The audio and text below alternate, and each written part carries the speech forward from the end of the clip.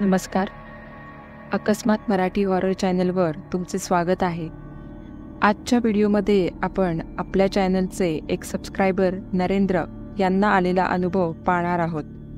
पण त्याआधी जर तुम्ही चॅनलवर नवीन असाल तर चॅनलला सबस्क्राईब नक्की करा आणि सोबतच बेल आयकॉनवर देखील क्लिक करा, जेणेकरून तुम्हाला असेच नवनवीन अनुभव व कथांचे नोटिफिकेशन्स मिळत राहतील. लहानपणी गावी जायला मला फार आवडत असे. शाळेच्या परीक्षा संपल्या की मे महिन्यात महिनाभर गावी जायचं, उन्हाळायचं, बागडायचं आणि विशेष म्हणजे रानात जाऊन आंबे, जांभूळ इत्यादी फळे स्वतःच्या मेहनतीने काढून खायची खूप गंमत असायची. माझं खरसई हे म्हसळा तालुक्यात छोटंसं गाव, जिथे खूप शांतता असते. आमच्या कोळीवाड्यात तर मे महिन्यात मुंबईकरांची जत्राच असते.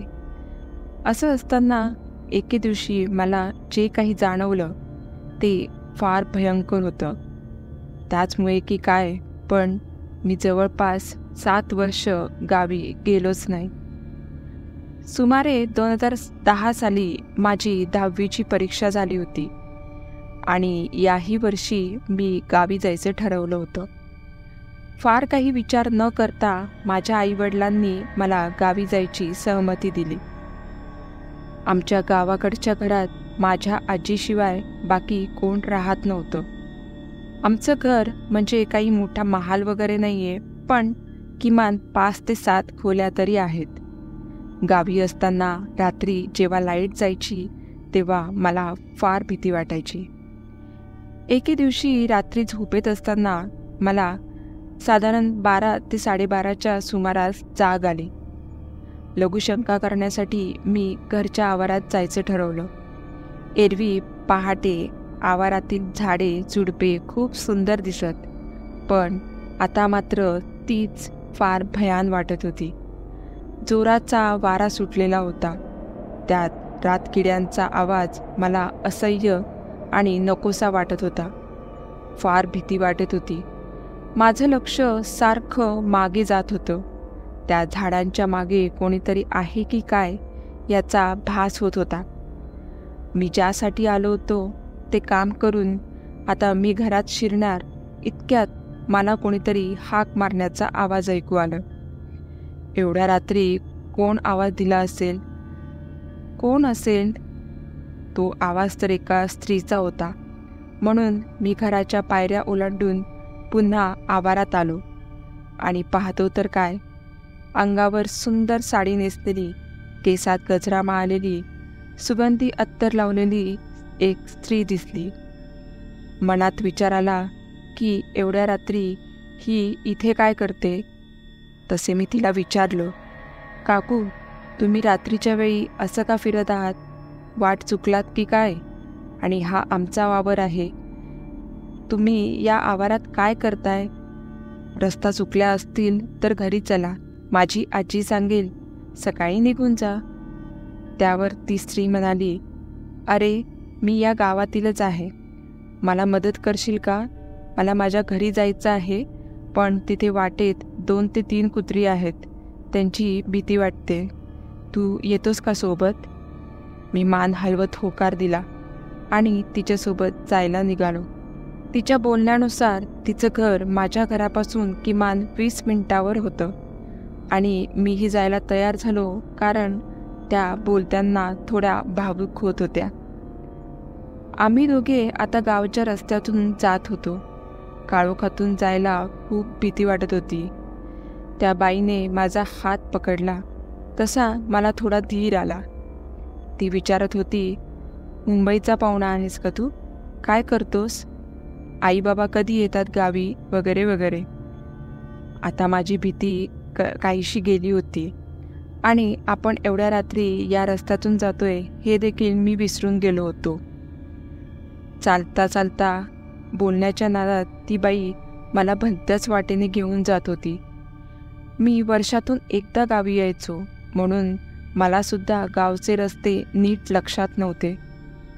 मी त्या बाईला विचारलं की तुम्ही काय करता, शेती की बिझनेस? त्यावर ती म्हणाली, मी काहीच करत नाही, फक्त फिरत असते. मी थोडा दचकलोच. इतक्यात तीच म्हणाली की मी सुद्धा मुंबईला असते आणि मेमध्ये गावी येते. मग पुन्हा मुंबईला काय करता वगैरे बोलणं सुरू असताना मी आणि ती आम्ही दोघेही गावच्या बस स्टँडला पोहोचलो. माझी नजर समोरून येणाऱ्या एका व्यक्तीकडे गेली. हातात बॅग, टी शर्ट, जीन्स असा पेहराव होता. तो जसा जवळ आला तसं कळलं की हा तर पक्या, गावातला माझा खास मित्र. तो नुकताच एसटीने गावी आला होता. त्याने मला पाहिलं आणि विचारलं, नरेंद्र, तू इथे एवढ्या रात्री काय करतोयस? मी त्याला सांगत होतो की मी या काकूंना त्यांच्या घरी सोडवायला आलो आहे. पण बघतो तर काय, ती स्त्री माझ्या आजूबाजूला नव्हतीच. असं कसं झालं? कुठे गेली ती? मागे थांबली आहे का? या विचाराने मी आणि पक्या त्याच जागी जवळपास 30 ते 45 मिनिट थांबलो आणि तिला शोधू लागलो. पण ती कुठेच दिसत नव्हती. शेवटी आम्ही परत जायला निघालो. घरी जात असताना मनात खूप शंका आणि प्रश्न उपस्थित होत होते. कोण असेल ती बाई? अचानक गायब कशी झाली? एवढ्यात कोणीतरी जोरात किंचाळण्याचा आवाज आला. आम्ही मागे वळून पाहिलं तर तीच स्त्री रस्त्याच्या बाजूला असलेल्या विहिरीजवळ उभी राहून किंचाळत होती. आता मात्र तिचा चेहरा खूप भयानक झालेला होता. तिचे पाय दिसत नव्हते आणि ती मध्येच वाचलास वाचलास अशी बोलत होती. तिचं ते भयानक आणि विलक्षण रूप पाहून मी आणि पक्या जीवाच्या आकांताने धावत गावाच्या वेशीमध्ये आलो आणि सरळ माझ्या घरी गेलो. तिथे माझी आजी आणि गावकरी मी एवढ्या रात्री कुठे गेलोय ह्या चिंतेत होते. मला पाहून सर्वांच्या जीवात जीव आला. मी आजीला पाहताच घट्ट मिठी मारली आणि मोठ्याने रडायला लागलो.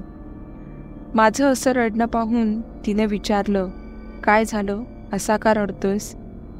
काही वेळाने मी घडलेला सगळा प्रकार सांगितला. ते ऐकून आजी आणि गावकरीसुद्धा घाबरले. आजी म्हणाली, पुरा वाचलास तू.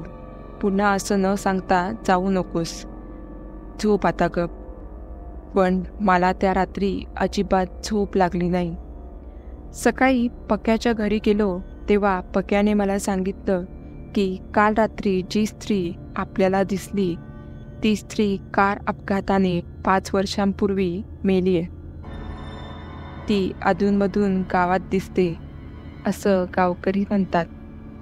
तुझं नशीब बलवत्तर म्हणून वाचलास. मी नसतो आलो तर तिने रस्ता चुकवून तुला मारलंच असतं.